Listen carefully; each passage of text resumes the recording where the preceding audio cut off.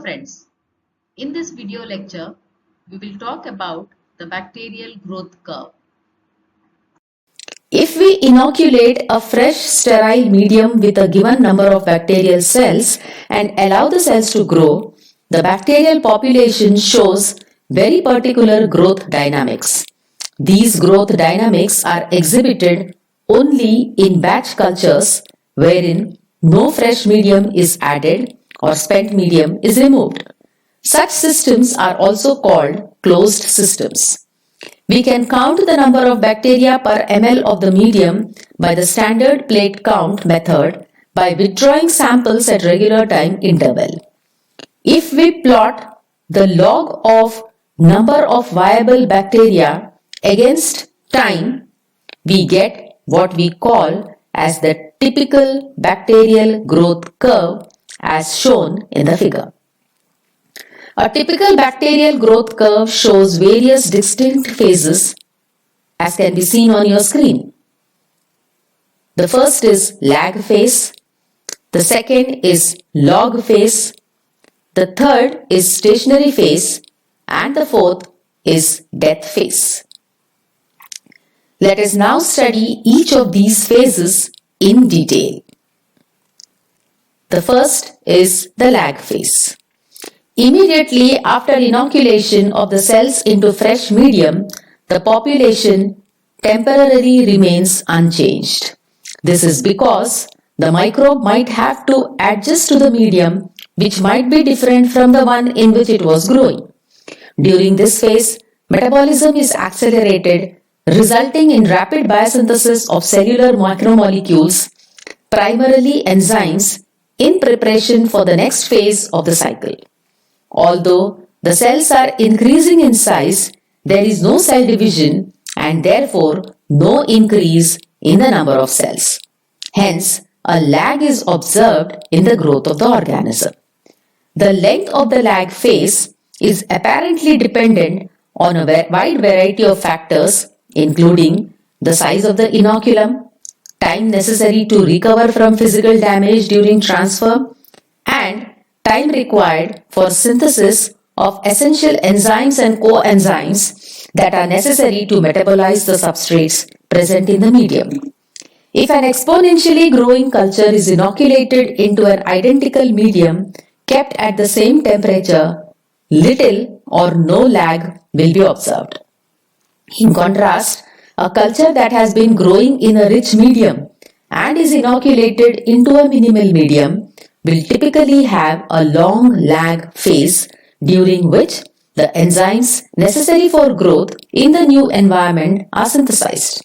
Eventually, all the required components for growth will be present and the cells will start to divide. In general, the microbes adapt to a shift to improved conditions much more rapidly than they do to a shift to poorer conditions. The next phase is exponential phase or the log phase. The exponential phase of growth is a pattern of balanced growth wherein all the cells are dividing regularly by binary fission and are growing by geometric progression. In balanced growth, all cellular constituents are synthesized at constant rates relative to each other. Hence, the cells are most uniform in terms of chemical and physiological properties. The log phase cultures are therefore desired in biochemical and physiological studies. If there is a change in the nutrient level or in the environmental conditions, unbalanced growth occurs. The rates of synthesis of cell components change with respect to one another, and this continues till a new balanced state is reached. During the exponential phase, the growth rate is constant. It is reasonable to consider that a steady state is established where the relative concentrations of all the metabolites and all the enzymes are constant. It is in fact the only phase of the growth cycle where the properties of the cells may be considered constant and can be described by a numeric value, the exponential growth rate corresponding to the overall velocity of the steady state pattern. the rate of exponential growth of a bacterial culture is expressed as generation time, also the doubling time of the bacterial population. During this phase, the log of the number of viable cells plotted against time results in a straight line. The next phase is the stationary phase. Exponential growth cannot be continued forever in a batch culture. Eventually, exponential growth ceases and the growth curve becomes horizontal. This is called stationary phase, during which the total number of viable cells remain constant. This might be either due to a balance between cell division and cell death, or the cells might simply stop dividing. The stationary phase could be as a result of any one of these factors. First, exhaustion of available nutrients. If an essential nutrient is depleted, the cells stop dividing. For example, the growth of aerobic organisms is often limited by the non-availability of oxygen. The second factor is accumulation of inhibitory metabolites or end products. This is quite common in anaerobic organisms. For example, the organisms which produce organic acids from sugar fermentation make the medium so acidic that their growth is inhibited. The third factor is exhaustion of space. In this case, it is called as a lack of biological space. The growth might sometimes simply cease because a critical cell density has reached.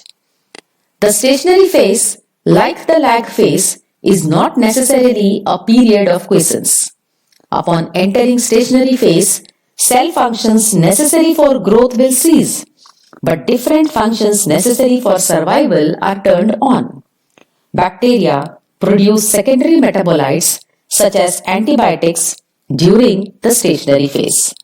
It is during the stationary phase that spore-forming bacteria start producing the endospores.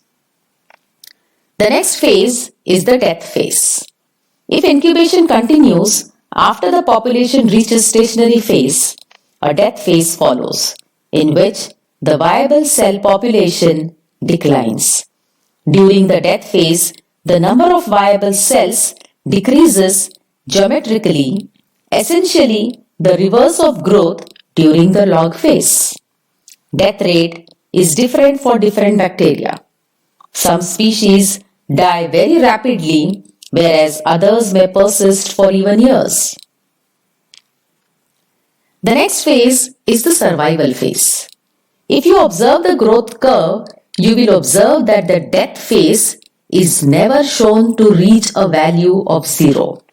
In fact, it extends and runs almost parallel to the x-axis. This is because a growing number of researchers believe that a survival phase follows the death phase. We know that the endospore forming bacteria respond to adverse conditions by forming endospores and thus survive. These can revive when they get a fresh supply of nutrients. Those bacteria which cannot form endospore just decrease in overall size accompanied by protoplast shrinkage and nucleoid condensation. These bacteria which are fighting for survival actually produce a number of starvation proteins which make the cell much more resistant to damage. These include DNA binding proteins which protect DNA and chaperone proteins which protect proteins from denaturation. As a result, these bacteria become stronger and harder to kill and can survive for years altogether.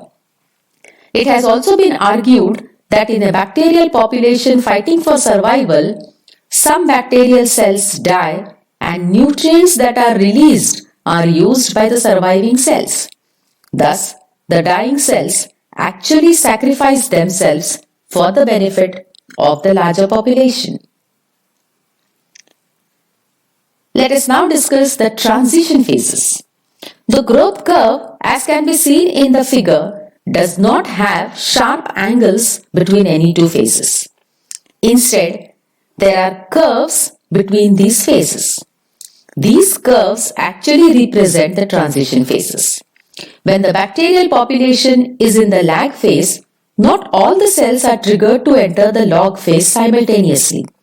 Had it been so, there would have been a sharp angle between the two phases, lag and log.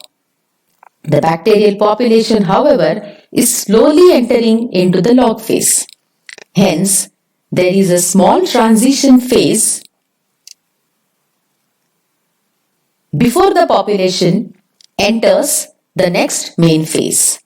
The period between the lag and log phases is called the phase of accelerated growth. Similarly, the transition phase between the log phase and the stationary phase is called the phase of negative growth acceleration, and the phase between the stationary phase and the death phase is called the phase of accelerated death.